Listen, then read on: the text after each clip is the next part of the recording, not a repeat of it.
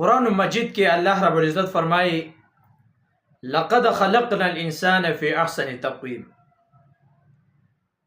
الله رب العزت ډیر مخلوقات په دې مختص مکه باندې پیدا کړی دي، لیکن انسان لا الله رب العزت یو درجه ورکړی دا. ولقد کرمنا بني آدم.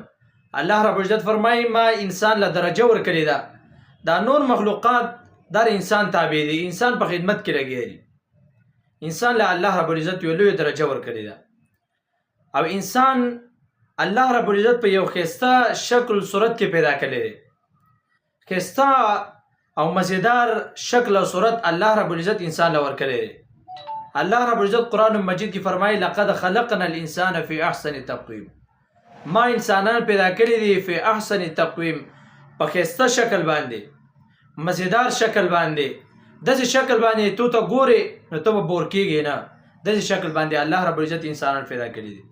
ګوره بعضې کسان د چا لاس دومره غټي چې هغه لاس دا یو لاس یې ټیکي، بل لاس الله رب العزت غټ کړي. د چا مخ دا یو طرف ټیکي، الله رب العزت دا بل طرف غټ کړي. د چا خپل الله رب العزت یو ټیکي بل یې دومره غټه کړي. دغه رنګې د انسان نور اعضاء په بدن کې بالکل الله رب العزت په 90 درجه باندې، په 90 زاویه باندې بالکل برابر پیدا کړي، لیکن یو جز او یو عضو الله رب العزت غټ پیدا کړي. دا ولی؟ دا د دې نور انسانانو لپاره په دې کې انتهایی او عظیم عبرت دی. هغه عبرت دار ګوره الله رب العزت د انسان نور بدن غټي. تاسو وګورئ ماشوم پیدا شي، بیا ماشوم عمر کېږي غټېږي، لیکن جبه دومره نه غټېږي.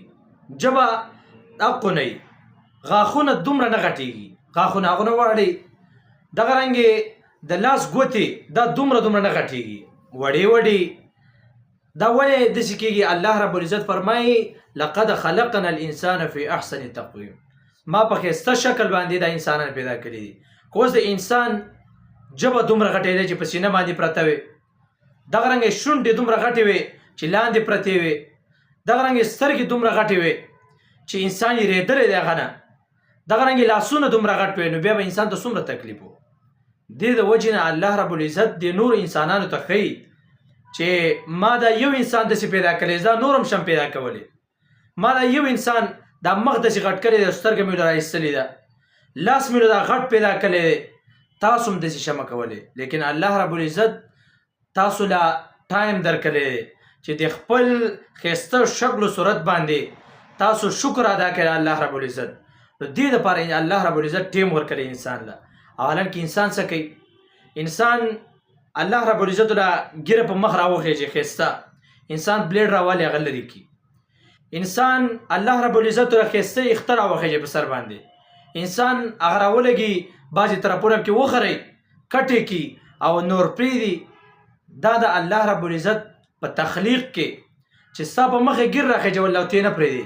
الله رب العزت ته ته وایي چې ته سړی، ته الله رب العزت سړی پیدا کړی، ته وایې نه زه سړی نه یم، ګیره لرې کې وایي نه زه سړی نه یم. دا الله رب العزت په تخلیق کې دا ګوتې وهلي. دې د وجې نه چې کوم یو کس الله رب العزت څنګه شکل و صورت ورکړلی، نو په هغه حالات کې د الله رب العزت نه شکریا ادا کول پکار دي. ځکه که ته بد صورت یې، نو لاندې داسې کس وګوره چې هغه به ستا نه زیات بد صورت دی. که ته الله رب العزت ښایسته پیدا کړی، نو ځان نه بل چاته وګوره، هغه به الله ستا نه زیات ښایسته پیدا کړي. نو سړی هغه تکبر په زړه کې چې کوم راځي، یاره زه خو داسې یم، هغه الله رب العزت د انسان نه به یې لرې کړي.